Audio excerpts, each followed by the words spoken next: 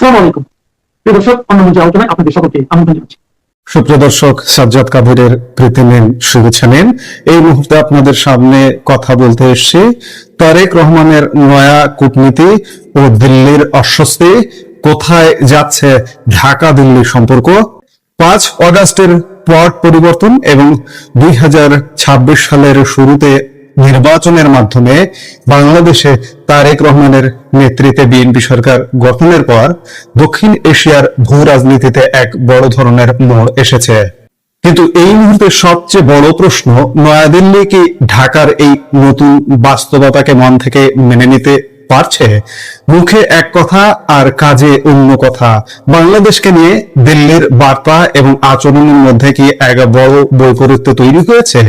প্রথমে দেখে নেওয়া যাক ভারতের আনুষ্ঠানিক বক্তব্যগুলো। গত বছরের 6 অক্টোবর নয়াদিল্লিতে বাংলাদেশের সাংবাদিকদের ভারত সরকারের পররাষ্ট্র সচিব বিক্রম মিসরি স্পষ্ট ভাষায় বলেছিলেন, ভারত বাংলাদেশে একটি অবাধ, সুষ্ঠু ও অন্তর্ভুক্তিমূলক নির্বাচন চায় এবং জনগণের দ্বারা নির্বাচিত যে কোনো সরকারের সাথে কাজ করতে প্রস্তুত। 2026 নির্বাচনে বিএনপি ক্ষমতায় আসার পরও ভারতের আনুষ্ঠানিক বার্তাগুলো ছিল যথেষ্ট আন্তরিক। এখানে একটি প্রশ্ন আছে। 6 অক্টোবর 2025 সর্বশেষ ভারতের পররাষ্ট্র সচিব বিক্রম মিশ্রির বক্তব্য অন্তর্ভুক্তিমূলক নির্বাচন চায় এবং ভারতের পররাষ্ট্র মন্ত্রণালয়ের মুখপাত্র রণধীর জয়সওয়ালও তার যখন নিয়মিত ব্রিফিং গুলো হতো সব সময় তিনি বলতেন যে বাংলাদেশে একটি অন্তর্ভুক্তিমূলক নির্বাচন এবং নির্বাচিত সরকারের সাথে ভারত সরকার কাজ করতে অধীর আগ্রহে অপেক্ষায় আছে। অক্টোবর পর্যন্ত আমার যতদূর মনে পড়ে, এরপরে আর কোনো বক্তব্য মনে পড়ছে না, অক্টোবর পর্যন্ত ভারত সরকার বারবার অন্তর্ভুক্তিমূলক নির্বাচনে জোর দিয়ে এসেছে। কার অন্তর্ভুক্তিমূলক? সব দলের। সব দল বলতে বাংলাদেশের সব দল কোনটি? আওয়ামী লীগ এবং বিএনপি। ভারত শেষ পর্যন্ত অক্টোবর পর্যন্ত চেয়ে এসছে যে আওয়ামী লীগ সহ যেন নির্বাচনটা হয়, কিন্তু শেষ পর্যন্ত বিশ্ব শক্তির সঙ্গে যখন পেরে ওঠেনি, তখন নভেম্বর মাস থেকে ভারতের ভাষা বা বক্তব্য কিছুটা বাধ্য হয়েছে বক্তব্য চেঞ্জ করতে। অন্তর্ভুক্তিমূলক জায়গাটা থেকে ভারতও কিছুটা মেনে নিয়েছে যে না, ঠিক আছে, একটা নির্বাচন হতে যাচ্ছে, হয়ে যাক, তারপরে দেখা যাবে। ভারত আশা করেছিল, প্রত্যাশা করেছিল যে বিএনপি সরকার ভারতের সাথে সহযোগিতামূলক এবং প্রথমত সবার আগে ভারতের সাথে সম্পর্কটা নির্মাণ করবে, তারপরে বাকি বিশ্ব। কিন্তু বিএনপি সরকার ক্ষমতায় এসছে আজকে 4র্থ মাস, আজকে 17 জুন যখন আমরা কথা বলছি, আজকে 4র্থ মাস পূর্ণ হচ্ছে। এই 4র্থ মাসে বিএনপি সরকারের যে বডি ল্যাঙ্গুয়েজ, তাতে ভারত বিএনপি সরকারের পররাষ্ট্র নীতির ক্ষেত্রে অগ্রাধিকারে নেই। প্রতিবেশী ফার্স্ট নীতিতে ভারত চলে, কিন্তু বিএনপি সরকার চলছে না। বিএনপি সরকার প্রতিবেশীকে টপকিয়ে অন্য জায়গায় গিয়ে সম্পর্ক তৈরি করছে, আর এই জায়গাতেই ভারতের অস্বস্তি থাকলেও ভারত একদিকে ইতিবাচক বার্তা দিচ্ছেন, কিন্তু মাঠের কাজের ক্ষেত্রে ইতিবাচকতা আসলে দেখা যাচ্ছে না। পর্যবেক্ষকরা বলছেন মাঠের চিত্র সম্পূর্ণ ভিন্ন। ভারতের আসাম ও পশ্চিমবঙ্গের সাম্প্রতিক নির্বাচনী প্রচারণায় বাংলাদেশকে লক্ষ্য করে কট্টর রাজনৈতিক বক্তব্য এসছে নির্বাচনী সভা সমাবেশগুলোতে। শুধু তাই নয়, সীমান্তে পশ্চিমের চেষ্টা এবং অনাকাঙ্ক্ষিত উত্তেজনার মতো ঘটনা ঢাকায় তীব্র উদ্বেগ সৃষ্টি করেছে। মুখের মিষ্টি কথার আড়ালে এই আচরণগত অমিল দ্বিপাক্ষিক সম্পর্কের ওপর বড় এক অনাস্থার ছায়া ফেলছে। ভারত মিষ্টি কথায় কেন থাকতে পারছে না? ভারত বরাবরই বলে এসছে যে নির্বাচনটা হতে হবে অন্তর্ভুক্তিমূলক, কিন্তু বাংলাদেশের দখলদারিত্ব ব্যবস্থা সেই অন্তর্ভুক্তিমূলক নির্বাচনের দিকে যায়নি, যার কারণে ভারত আন্তরিকতা দেখিয়েছে, শেষ পর্যন্ত আন্তরিকতা দেখিয়েছে বাংলাদেশের সাথে, বাংলাদেশের এই বিএনপি সরকারের সাথেও সম্পর্ক নির্মাণ করতে, কিন্তু শেষ বিচারে বিএনপি সরকারকে পেয়েছে অতীতের যে তিক্ত অভিজ্ঞতা, সেই খানিকটা অতীতের তিক্ত অভিজ্ঞতার মতোই। বিশেষ করে 2001-06 আমলে বিএনপি ভারতের সাথে যে আচরণ করেছে, ভারতের কৌশলগত এলাকা সেভেন সিস্টার্সের নিরাপত্তা থ্রেট যেভাবে তৈরি করেছে, ভারত বুঝতে পারছে আজকের বিএনপি সরকারও কিন্তু এর বাইরে নয়, যার কারণে ভারতের আচরণগত বৈপরীত্য দেখা যাচ্ছে। আর এই আচরণগত বৈপরীত্যের সবচেয়ে বড় এবং সাম্প্রতিক উদাহরণ হলেন বাংলাদেশের প্রধানমন্ত্রীর তথ্য উপদেষ্টা ডক্টর জাহিদুর রহমান। গত রোববার ভারতের ইমিগ্রেশন কর্তৃপক্ষ নয়াদিল্লি বিমানবন্দরে তাকে কোনো স্পষ্ট কারণ ছাড়াই 2 ঘন্টারও বেশি সময় বসিয়ে রাখে। সচিবালয়ে সাংবাদিকদের সামনে তিনি ক্ষোভ প্রকাশ করে গতকাল বলেছেন, আমার সঙ্গে যা ঘটেছে আমি একে হেনস্থাই বলবো। আওয়ামী লীগ সরকারের আমলে তিনি প্রশাসনের বিরুদ্ধে সক্রিয় আন্দোলনে যুক্ত ছিলেন, তবে কেন তাকে এভাবে টার্গেট করা হলো তা তার জানা নেই। যদিও তিনি আশা প্রকাশ করেছেন এই তিক্ত অভিজ্ঞতা দ্বিপাক্ষিক সম্পর্কের ক্ষতি করবে না, তবে কূটনৈতিক মহল মনে করছে বাংলাদেশের একজন শীর্ষ পদমর্যাদার কর্মকর্তার সাথে এমন আচরণ দুই দেশের জনসাধারণের মনে ভারত বিরোধী মনোভাবকে আরো উস্কিয়ে দেওয়ার জন্য যথেষ্ট। জাহিদুর রহমান নিজে ভারত বিরোধী, বাংলাদেশে খুব সীমিত একটা শ্রেণী 20% হতে পারে। আমি ভারতীয়দের জন্য বলবো, বাংলাদেশে ভারত বিরোধী জনগণ মাত্র 20%-এর বেশি নয়। এই উল্লম্ফন আস্ফালন আপনারা যা দেখেন তারা, একটা কথা আছে না, আপনারাও জানেন যে খালি কলস বাজে বেশি, ওই খালি কলসটাই বাজে বেশি। তাছাড়া বাংলাদেশের স্বাধীনতা মুক্তিযুদ্ধের পক্ষের 80% মানুষ ভারতের পক্ষে, ভারতের সাথে সম্পর্ক উন্নয়নের পক্ষে। এখন প্রশ্ন হচ্ছে যে ভারত কেন বৈরী আচরণ করছে বিএনপি সরকারের সাথে? আমি শুরুর দিকেও বলেছি, এখনো বলছি যে এর উত্তর লুকিয়ে আছে বিএনপি সরকারের পররাষ্ট্র নীতিতে। বিএনপির পররাষ্ট্র নীতিতে কি আছে আপনারা দেখতেই পাচ্ছেন। এখানে চীন আসছে, এখানে মার্কিন যুক্তরাষ্ট্র আসছে, এখানে তুর্কি আসছে, এখানে পাকিস্তান এসছে। এই সব কিছু মিলিয়ে একটা লেজে গোবরে অবস্থা পাকিয়ে ফেলছে বিএনপি সরকার। আর এই লেজে গোবরে পররাষ্ট্র নীতির কারণে বিএনপির অবস্থান খানিকটা বলতে পারেন যে ভারত বিরোধী অবস্থান। আর এখানে দিল্লির অস্বস্তি। 5 আগস্টের পর দুই দেশের সম্পর্ক যেখানে সর্বনিম্ন পর্যায়ে পৌঁছেছিল, সেখান থেকে উত্তরণের জন্য ইতিবাচক সদিচ্ছা প্রয়োজন ছিল। কার সদিচ্ছার প্রয়োজন ছিল? আমি আমার দেশের কথাই বলছি, আমার দেশের সদিচ্ছার প্রয়োজন ছিল। কিন্তু আমার দেশের সদিচ্ছা আমি বাংলাদেশের একজন নাগরিক হিসেবে অনুপস্থিত পেয়েছি। ভারতের পররাষ্ট্রমন্ত্রী এস জয়শঙ্করের খালেদা জিয়ার শেষকৃত্যে আসা কিংবা ওম বিড়লার শপথ অনুষ্ঠানে যোগ দেওয়া ইতিবাচক সংকেতই দিয়েছিল ভারত।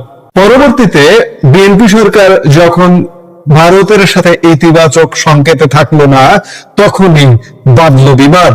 বিমানবন্দরে প্রধানমন্ত্রীর উপদেষ্টা হেনস্থা হলেন, সীমান্তে উত্তেজনা সেই জটিল পরিস্থিতিকে আরো তুঙ্গে তুলেছে।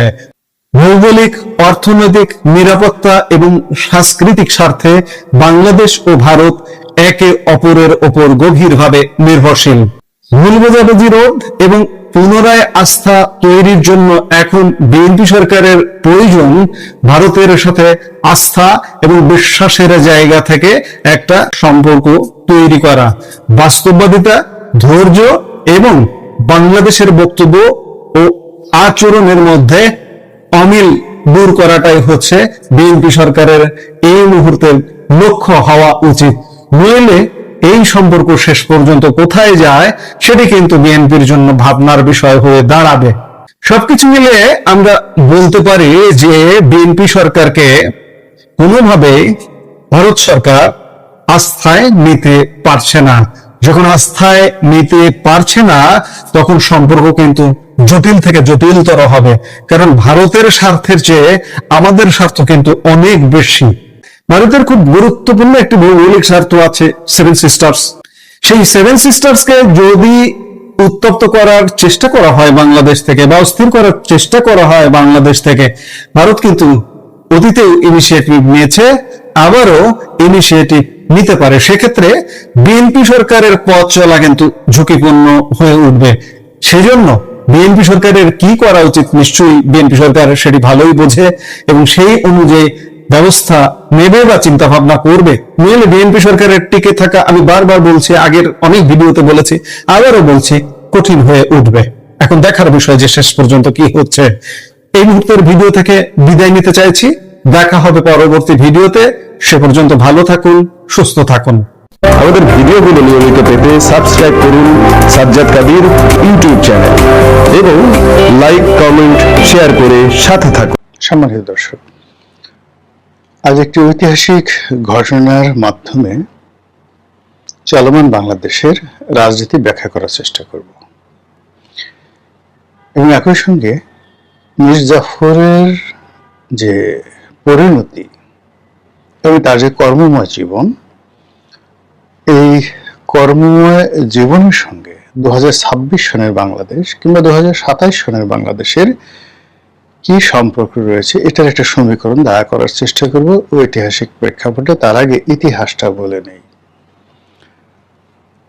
আপনারা জানেন যে মীর জাফর আলী খান, তিনি ছিলেন বাংলা, বিহার, উড়িষ্যার প্রধান সেনাপতি।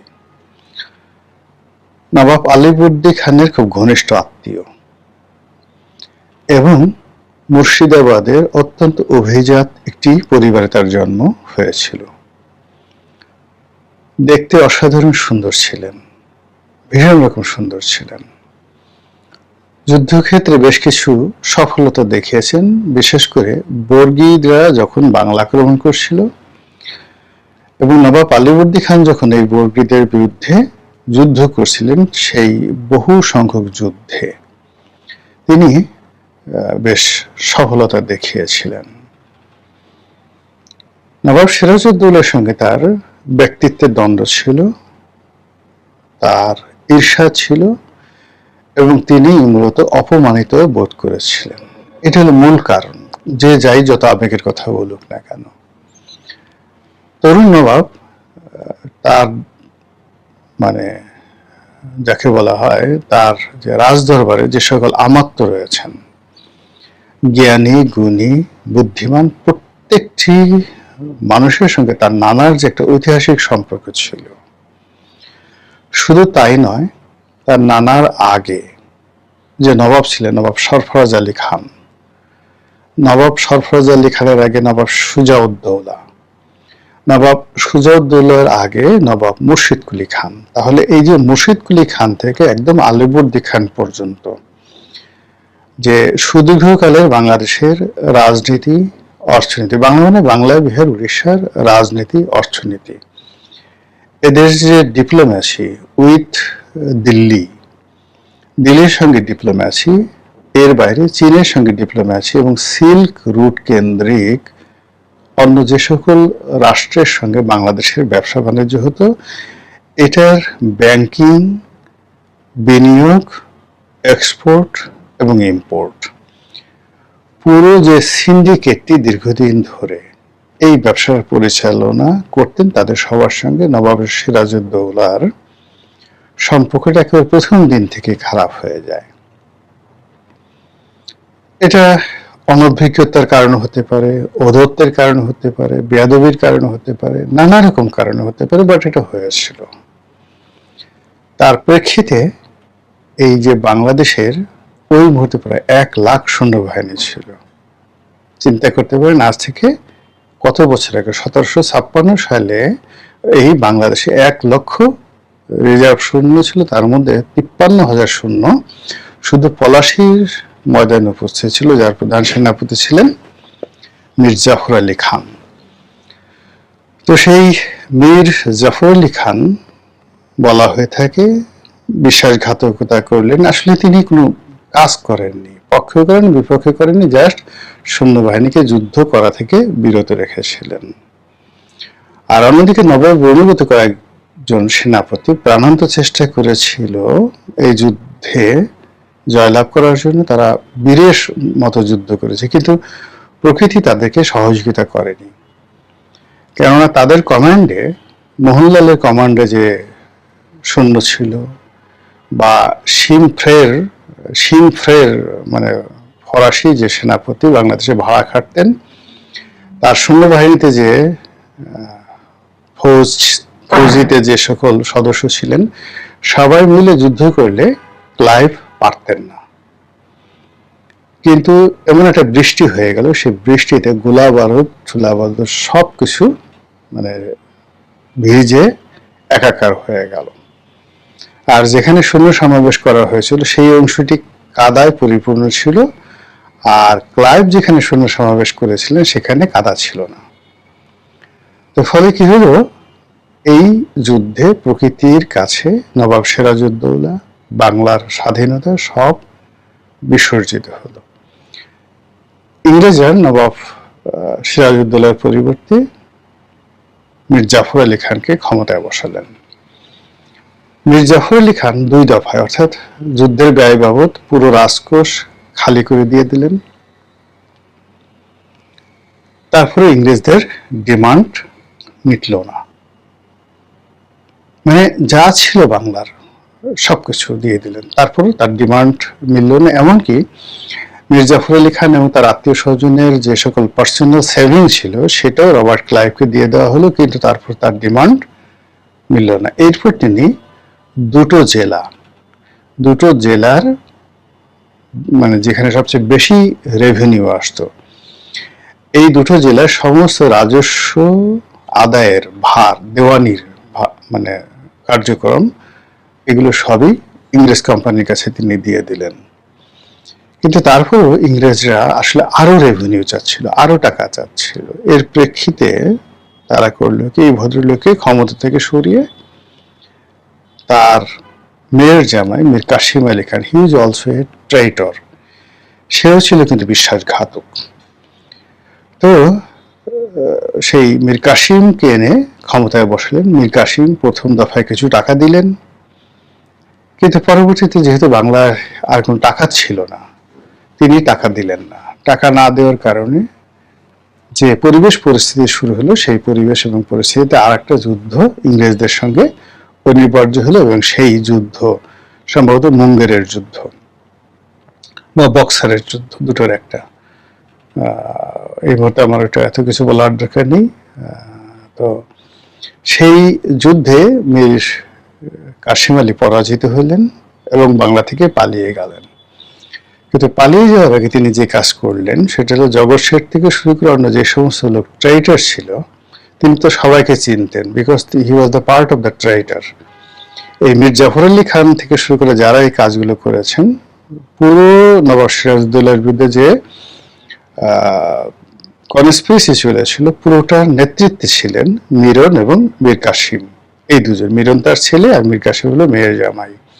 তিনি সবাইকে চিনতেন এবং সবাইকে এনে ভাগীরথীর তীরে তার যে দুর্গ ছিল, সেই দুর্গের নাম হলো মুঙ্গের দুর্গ। এই দুর্গের উপরে উঠিয়ে সমস্ত ট্রেইটারদেরকে, যাদেরকে তিনি পেয়েছিলেন, সভা করার নামে, পরামর্শ করার নামে প্রাসাদে ডেকে এনে সেই দুর্গের চূড়া থেকে ভাগীরথী নদীতে ফেলে দিয়ে সবাইকে মেরে ফেলেছিলেন। তারপর তিনি পালিয়ে চলে গেছিলেন। এটা অনেক ইতিহাস, একদম দিল্লি পর্যন্ত চলে গিয়েছিলেন। এরপরে রবার্ট ক্লাইভ এবং ইংরেজরা আবার দ্বিতীয় দফাতে এই সিরাজউদ্দৌলার পরে যাকে বসিয়েছিলেন মীর জাফর আলী খান, তাকে আবার বাংলার সিংহাসনে বসালেন। তো বাংলার সিংহাসনে তিনি বসলেন, কিন্তু আসলে তেমন তার করার কিছু ছিল না। দ্বিতীয় মীর জাফর, মানে তার পুনর্জন্ম হলো। ফার্স্ট মীর জাফর গেল, দ্বিতীয় মীর জাফর, তিনি ব্যক্তি একই ছিলেন, কিন্তু তার ব্যক্তিত্ব ভিন্ন ছিল। তিনি তখন কুষ্ঠরোগে আক্রান্ত, বৃদ্ধ হয়ে গেছেন, পাফেট হয়ে গেছেন। ফলে সারা রাজ্যে আইন শৃঙ্খলা মারাত্মকভাবে মানে অবনত হয়ে গেল, বা অবনতি দেখা দিল আইন শৃঙ্খলার। রাজস্ব আদায় যেটা আগে ছিল মীর কাসিমের জমানাতে কিংবা তার আগের জমানাতে যেটা ছিল, সেটি যাকে বলা হয় একেবারে বলতে গেলে কমে গেল। কৃষক বিদ্রোহ দেখা দিল, রাজ্যের বিভিন্ন জায়গাতে দুর্ভিক্ষ দেখা দিল, এবং এই দুর্ভিক্ষের প্রেক্ষিতে তার মৃত্যুর কয়েকদিন পরে মানব জাতির ইতিহাসের সবচেয়ে বড় ভয়াবহ দুর্ভিক্ষ বাংলা হয়, যেটাকে ৭৬-এর মন্বন্তর বলা হয়। এই মানে এই অব্যবস্থাপনার কারণে সম্ভবত 1773 খ্রিস্টাব্দে বা 1772 খ্রিস্টাব্দে লর্ড ওয়ারেন হেস্টিংস আসার আগে। তো 1772 আর ওই যে বাংলা 1176 মন্বন্তর যেটিকে বলা হয়, এটা এই কুশাসনের কারণে এবং মির্জাফর পরপর 2 দফা মির্জাফরের ব্যর্থতার কারণে এবং তার জামাইয়ের কারণে। তো যাই হোক, তিনি সেই এতটা ব্যর্থ হলেন এবং সারা দেশে এতটা অস্থিরতা শুরু হলো যে ওটা নিয়ন্ত্রণ করার মতো, বাংলাকে নিয়ন্ত্রণ করার মতো কোনো রাষ্ট্রশক্তি বাংলায় ছিল না। আর দিল্লি তখন কার্যত দিল্লির অধীন থাকলেও দিল্লি থেকে এটা বাংলাদেশে এসে অন্য কোনো গভর্নর, অন্য কোনো সেনাপতি এটা চালাবেন, আউট অফ কন্ট্রোল, যাকে বলা হয় মৎস্যান্যায়। ইতিহাসে বেশ কয়েকবার বাংলাদেশ কিন্তু মৎস্যান্যায় হয়েছে, যখন কোনো অ্যাডমিনিস্ট্রেশন ছিল না।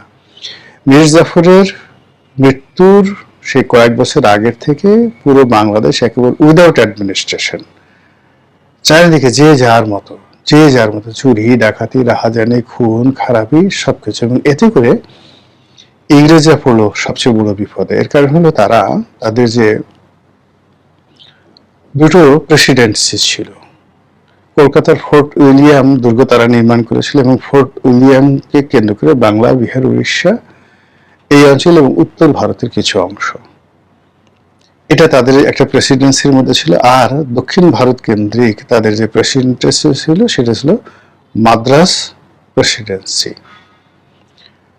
তো এই মাদ্রাস প্রেসিডেন্সিতে তাদের যে ইনভেস্টমেন্ট ছিল সেটা হলো গোয়া বন্দরকে কেন্দ্র করে, তারপরে যে নরেন্দ্র মোদীর এই গুজরাটকে কেন্দ্র করে তাদের একটা বিগ ইনভেস্টমেন্ট কিন্তু তারা এই বাংলাতে নিয়ে এসেছিল। তো বাংলাতে এসেছিল বিকজ এখানে তাদের একটা পলিটিক্যাল পাওয়ার প্রতিষ্ঠিত হয়েছিল। কিন্তু যখন এরকম বিশৃঙ্খলা দেখা দিল তখন তাদের পুরো ব্যবসা বাণিজ্যতে তারা দেউলিয়া হওয়ার মতো অবস্থায় পৌঁছে গেল। আর এরকম একটা সিভিল অ্যাডমিনিস্ট্রেশন পরিচালনা করার মতো শক্তি তাদের ছিল না। তারা বেনিয়া ব্যবসা করতো, যুদ্ধ করতো, ভাড়াটিয়া সোনা খাটতো, চুরি ডাকাতি, রাহাজানি করতো। বাংলাদেশ থেকে সুযোগ পেলে হাজার হাজার নারী এবং পুরুষকে ধরে নিয়ে তারা আফ্রিকা মানে ইউরোপ আমেরিকাতে বিক্রি করতো দাস হিসেবে। এই যে কাজগুলো ইস্ট ইন্ডিয়া কোম্পানি করতো। কিন্তু সত্যিকার একটা রাষ্ট্র পরিচালনা করার জন্য তাদের আসলে ওইরকম কোনো লোক ছিল না। ফলে এই কোম্পানির যারা বোর্ড অফ ডিরেক্টরস আছেন তারা সবাই গিয়ে তখন ব্রিটেনের সাহায্য চাইলেন যে we need a administrator and ruler. তো আমরা এখন এই বাংলাদেশের যে অবস্থা হয়ে গেছে, এখন সরাসরি আমাদের নিজেদের হাতে ক্ষমতা নিতে হবে। এই তখন বাংলাদেশের প্রথম গভর্নর হয়ে আসলেন এক ভদ্রলোক, তারপরে হলো লর্ড ওয়ারেন হেস্টিংস 1773 সালে। এই যে বাংলাদেশের স্বাধীনতা ইস্ট ইন্ডিয়া কোম্পানির হাতে চলে গেল, এটি প্রথমে 100 বছর ওদের হাতে রইল। এরপরে 1857 থেকে শুরু হলো সরাসরি ব্রিটিশ সরকারের শাসন। এই যে ব্রিটেনের যে ইস্ট ইন্ডিয়া কোম্পানি, সেই ইস্ট ইন্ডিয়া কোম্পানি বাংলাদেশ শাসন করেছে বটে, কিন্তু এটাতে ব্রিটিশ সরকারের একটা যাকে বলা হয় আধিপত্য ছিল। তারা গভর্নর জেনারেল নিয়োগ করে দিতেন, সিভিল সার্ভিসে তারা সরকারি লোক নিয়োগ দিতেন, অন্যান্য সরকারি অফিসগুলোতে ব্রিটেনের যারা অভিজ্ঞ তাদেরকে সেই ব্রিটেনের রানী নিয়োগ দিতেন। যেমন ধরেন এখন ইসলামী ব্যাংক চলছে, এখন ইসলামী ব্যাংক বাংলাদেশ ব্যাংক থেকে গভর্নর সাহেব তাদেরকে চেয়ারম্যান ঠিক করে দিচ্ছেন, পর্যবেক্ষক ঠিক করে দিচ্ছেন, বা কোনো একটা প্রাইভেট ফার্ম যখন সেখানে ব্যর্থ হয় তখন সেখানে সরকার ইন্টারফেয়ার করে। তো ইস্ট ইন্ডিয়া কোম্পানিতে তখন ব্রিটিশ সরকারের ইন্টারফেয়ারেন্স ছিল। তো সেই দিক থেকে এই যে নবাব যাকে বলা হয় বাংলা নবাব মীর জাফর আলী খান, তো তাকে যে প্রথমবার ফেল করলো, তারপরে দ্বিতীয়বার আনা হলো, মধ্যে মীর কাসিম এলো, মীর কাসিম অল্প বয়স্ক মানুষ, ফেল করলো, ইংরেজদের সাথে সম্পর্ক খারাপ করলো। আবার বাংলা শেষ হয়ে যাওয়ার জন্য একেবারে সরাসরি ব্রিটিশ শাসন চালুর জন্য দ্বিতীয় দফায় মীর জাফরের আগমন ঘটল এবং ক্ষমতা থেকে তিনি কুষ্ঠ রোগী হয়ে মরলেন। এখন দেখেন তো, পৃথিবীর কোন দেশের সঙ্গে, বাংলাদেশের সঙ্গে অতীতে বা বর্তমানে এই মীর জাফরের দ্বিতীয়বার ক্ষমতা আরোহণ নিয়ে এরকম কোনো ইতিহাস বা এরকম কোনো সম্ভাবনা আপনি দেখতে পান কিনা? মহান আল্লাহ আমাদের সবাইকে হেদায়েত দান করুন, হেফাজত করুন। আসসালামু আলাইকুম ওয়া রাহমাতুল্লাহি ওয়া বারাকাতুহু।